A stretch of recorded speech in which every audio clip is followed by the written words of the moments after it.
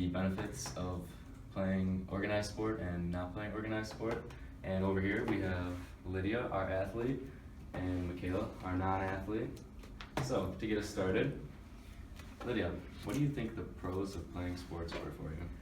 So I've played sports ever since I grew up, and I think there are a lot of pros to playing a sport. You actually learn to work with people, like teamwork. So you show respect for your teammates and for your coaches, and you also gain leadership from this. I also think you learn how to create goals, which you can use in school. You also get a good basis of fitness and like motivation to get those goals. And I think you are able to stay focused and have a good mentality overall. And Michaela, what about you? Do you think there's any pros to not participating in organized sport? You know, I really think so. There are a few pros to not playing sports. For instance, you know, I always find time, more than enough time, to do my homework.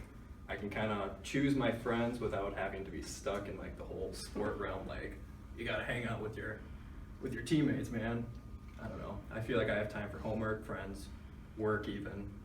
It's pretty great. You can even pick up on hobbies that you really enjoy. Do you believe there's any cons to not playing any sports?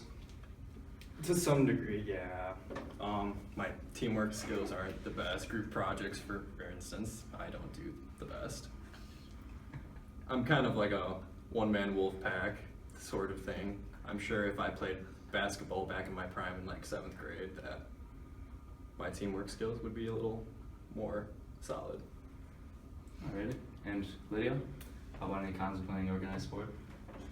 Cons besides maybe like a little bit more stress on your plate. I know, especially with athletes in school, you have to be able to balance all of those different aspects of it.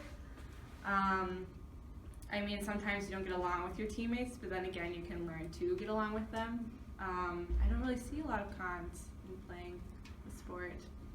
Okay. Michaela, do you believe you would have gotten the same benefits from not playing sports? I mean, from playing sports as you did not playing sports? Well, instead of playing sports, you know, like for instance, I've had a job since I was 15, so I didn't necessarily have to sit through an organized sport where I had a coach as a leader. Instead, for instance, I was at a restaurant dishwashing as like a young high schooler, being yelled at by my boss, trying to work with my fellow dishwashers, and so to some degree, I kind of feel similar benefits, just because we kind of had to work together in order to finish the shift and kind of get home without hating everything that we did that night. And Lydia, how about you? Well, I don't think dishwashing is the same as playing a sport. Wow. All right. But no, I think as an athlete, I've had a job too at the same time, so I think it's very doable, and I think you do learn skills from being on a sport versus not. But yes, I agree that some jobs you do gain those teamwork skills and other things as well. Okay. Now, what are your initial thoughts about people who don't play sports or haven't played sports before? I guess I never really thought about it. I grew up with friends who all played sports, and so I've never really talked to anyone who doesn't. So I guess I'm kind of surprised that people have never ever played in their entire life, not even when they're younger. Michaela, how about your thoughts on people who do play sports? Well, I do admire a lot of top athletes. For instance, as a kid, I loved The Rock. I loved Dwayne The Rock Johnson. Something about him, I was like, that guy is on top of his game. But, you know, I did marching band in high school, so I was always surrounded by people that weren't in 3 sports during their high school career. You know, some people would spend so much of their time trying to learn piano or even flag twirling, for instance. I mean, yeah, it's not as glamored up as playing sports and like winning gold medal and having everyone like cheer you on, but I think what you accomplish inside is kind of what's most important. I agree. That's good.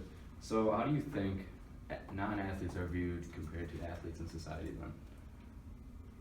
I feel like my immediate thought, athletes, I just thought of like trophies, like fans cheering and whatnot. And then non-athletes, my immediate thought was like Bill Gates, just like big science guys like Steve Jobs, you know, man. So I don't know. That's my input right there. And Lydia? How Brains in the are- bronze. Well, I guess I think of it being more like out of the norm. Our society is really sport based. I think as part of our entertainment, I think it's always going to be like that. And I think Steve Jobs, you know, may have played a sport. You don't know, Yeah, you know. good possibility. Yes. I guess I didn't read into it. No. I'm calling you out.